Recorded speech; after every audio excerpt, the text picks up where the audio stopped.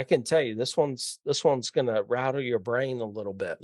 So this is just a vacant lead. We have no idea what we're going to do with this, but I really thought this was interesting enough to share with you because, part about being an investor is being creative. It's not just looking at something and going, okay, that's what the number, yeah, but what can we really do with that? Or do we walk away? So found this vacant lead in REI Pro. Haven't spoken with the owner, but wanted to see how you'd proceed as well as analyzing some basic information, what strategy would be best. Appreciate your time. You guys are great. Samantha. So what I did is pulled this property, and you guys are more than happy to go pull this property up right now. There's some very interesting things here on this property. And I just took a screenshot of our analytics piece in REI Pro, which I'll get to in just a second. But I want you to look at we have what's called an estimated value. Okay, but that's taking over a 30-day window. You really need to run comps and fine tune what the ARV is going to be. It's just like Zillow puts out a Zestimate. That is not the holy grail. You have to run comps too. Okay, so we have our own formula as well. Now, here's the thing. 492. Loan balance is 438. That's important. Estimate, here's the kicker right here. Estimated mortgage payment on that is 2,553. But look at the rents estimate. It's 2,350. That doesn't even include the taxes and insurance. That's just the principal interest payment. And I really want you to think of this because I'm going to tell you right now, I did a little snooping around in Sacramento, California, and you could find this all over. There's so many people in this position right here. They're in a negative cash flow position.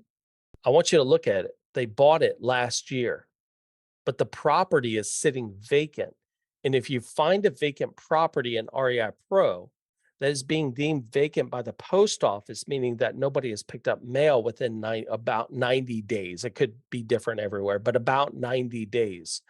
So they stopped delivering mail. So why would the home be vacant if you just bought it, right? Was it an investment property? Well, it looks like you paid too much if it was an investment property. So I want you, and I said don't do this before, but I want you to do this in this case. Put yourself in the seller's shoes for a second. You're in this position where you own a vacant property. It's costing you money every single month. And even if you rented it, you're in a negative cash flow situation. This is a burden. And I want you to think about the seller. If you were to rent this property out, so they bought it for 450. Purchase date was September 22. Taxes are 380, and this is monthly. Insurance I just guesstimated 200.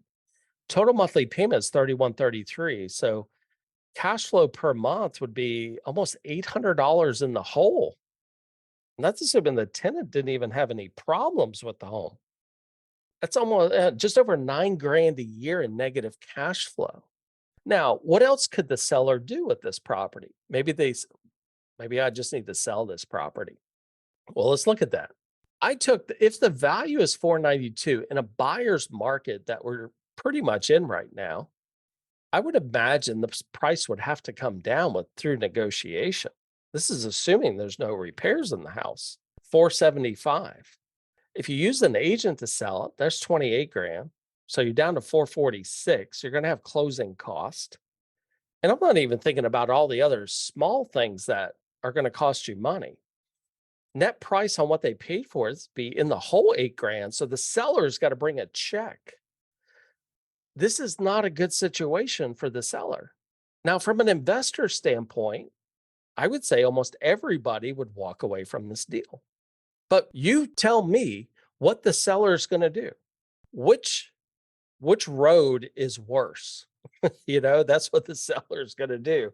And then say, okay, I'll pick the other way until you come along, because I want to share with you what could you do and is it even worth doing?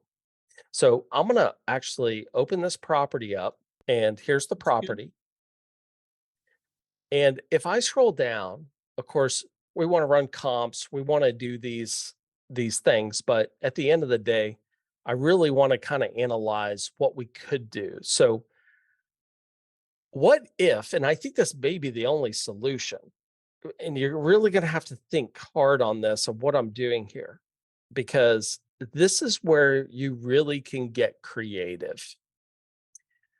Could I get the seller to seller finance this property? Now, I know what you're thinking. Yeah, but why? It's upside down. I'm going to show you how to turn that frown upside down to whatever that saying is, right? I don't know. I probably said that completely backwards, but who cares? Here's the point. Mhm. They bought it for 450. To me, that's the key number. When you're in a bad situation, most people at least want to get back what they paid for it. A lot of times they can't. But if they could, they would do a deal with you. Because what's the alternative? Right? They're going to lose money if they go one. Now, could they sell it for sale by owner? Sure. Save some cost there and potentially, walk away from this deal with maybe even a little, possibly, but they just bought it. Right? So there's a problem. So I just put in some basic numbers here, and that's not even the important numbers. The important numbers is the financing number here. If I could pay, and I want you to, if you're the seller, you're the owner of this property, if I could pay you exactly what it's worth or what you paid for it, sorry, and pay you in cash the equity that you have in it right now. So if I scroll up here and look at my analytics real quick, their estimated loan balance is around 438. Okay, so they paid 450 for it. Keep that in mind. If I could give you 12,000 now, they should be happy. So, like, they got all their money back and they're selling it for what they paid for it. This would be kind of a break even point. But if they finance it to me, only if their interest rate's a little bit less, I'm gonna offer 6%. You may have to play with this number to adjust the actual monthly. Okay. Amortize it over 30 years for 5 years. My principal interest payment's going to be 2626. Now, keep in mind, I did put taxes and insurance up here on this, which is also going to obviously increase our monthly payment. And keep in mind, we were already at a negative cash flow situation, but I'm going to show you how to make up that negative cash just by doing a lease option. If I scroll up and say, now I'm going to find a buyer, I feel confident I could sell it for 485 if I know that it's worth 492. And that's even with a little bit of discount. I know that I could get 25 down on this house all day long. The rent payment's only 2,400 though, but that was the rental rate for that property. I rarely increase the rental rate over what it should rent for. I know a lot of investors do, but I'm not that guy. You could put some rental credits, but you know what? I already gave my credit on the sales price. We do this for 12 months. I want you to think about that negative cash flow is now being reimbursed through a down payment. So I really don't have negative cash, even though it technically is negative cash flow. I'm almost getting reimbursed over here with the 25 down. Now, we'll analyze this deal, and I'm not going to go through all the numbers, but see, I'm already in the hole, almost 10 grand cash flow. But because of where I was able to sell it on a lease option, plus with the down payment, I actually have a profit of $25,000. And there's so many people in this situation, so many people. I want you to think about it. They have little equity. A lot of times they can't even list it with an agent. And in this particular case, they can't even rent the property out with getting negative cash flow. I'm not saying these are home run properties.